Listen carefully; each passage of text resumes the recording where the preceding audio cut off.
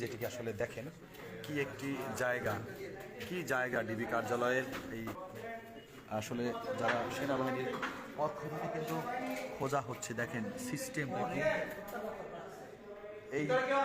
এই যে হচ্ছে টর্চার সেল, এই সেলের মধ্যে রাখা হতো। দেখতেই পাচ্ছেন যে কি গোপন সেল আসলে বাংলাদেশের মানুষের জন্য তৈরি করা হয়েছে।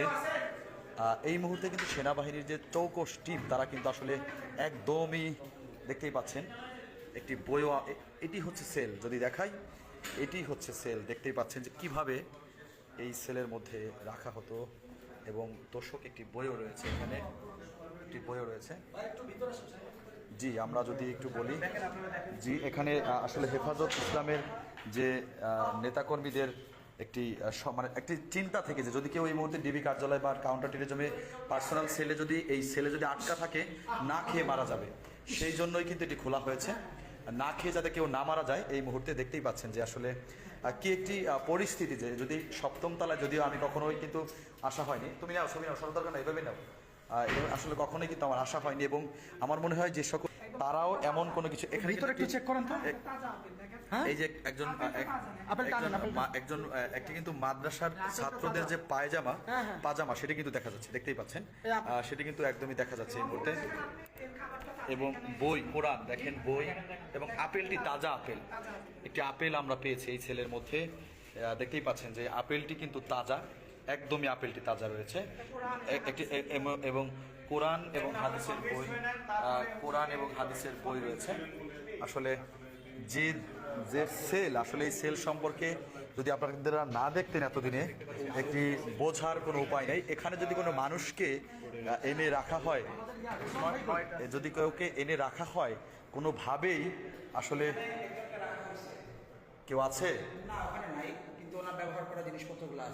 আসলে কি সেল, আসলে এই সেল যদি স্বাভাবিক কোনো মানুষ আসে, তাকে যদি চোখ বেঁধে আনা হয়, সে কোথায় আছে বা কেমন জায়গায় আছে সেটি কিন্তু বলা কষ্টসাধ্য।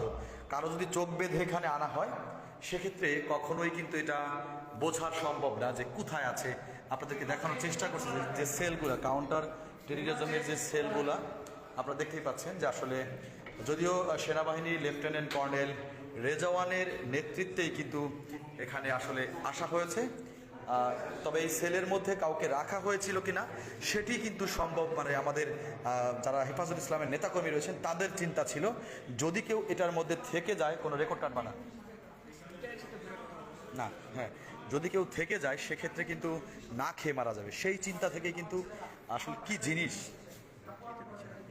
লেফটেন্যান্ট কর্নেল রেজওয়ান, আসলে এই সেল এটা আসলে সত্যি কষ্টসাধ্য। এখানে যদি কোনো মানুষকে চোখ বেঁধে আনা হয়, কখনোই বোঝা সম্ভব নয় যে কে কোথায় আছে বা কে কোথায় পাবে। এই মুহূর্তে আসলে আপনারা দেখতেই পাচ্ছেন যে সেনাবাহিনীর একটি চৌকস টিম, যদি বলি একটি চৌকস টিমরা কিন্তু আসলে এখানে নেতৃত্ব দিচ্ছেন। এবং আপনারা দেখতেই পাচ্ছেন যে বাংলাদেশ সেনাবাহিনীর লেফটেন্যান্ট কর্নেল রেজওয়ানের নেতৃত্বে এই টিমটি কিন্তু আসলে এখানে এসেছে। এবং এই যে সেল, এই সেল থেকে কোনো মানুষ বের হওয়া বা শব্দ শোনা বা কোনোভাবে, মানে কি এটা আসলে কষ্টসাধ্য। যে জায়গাটি দেখলাম, এই জায়গাটা নিজের চোখে দেখে নিজেরই কষ্ট লাগতেছে যে কেমন জায়গায় মানুষকে এনে আটকে রাখা হতো। দেখতেই পাচ্ছেন এই যে সব জিনিসপত্র, তোষক, এটি হচ্ছে ডিবি কার্যালয়, ডিবি কার্যালয়ের সেল, এটি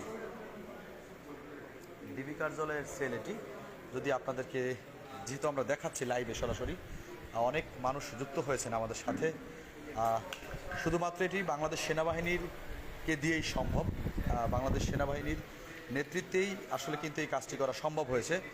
কোনো প্রশাসন বা কোনো অন্য কোনো বাহিনী কিন্তু আসলে এটি করবে না, আমার যে ধারণা। যে আপনারা দেখতেই পাচ্ছেন এই torture sell, lieutenant colonel Rezwan এবং সেনাবাহিনীর বেশ কিছু সদস্য রয়েছে,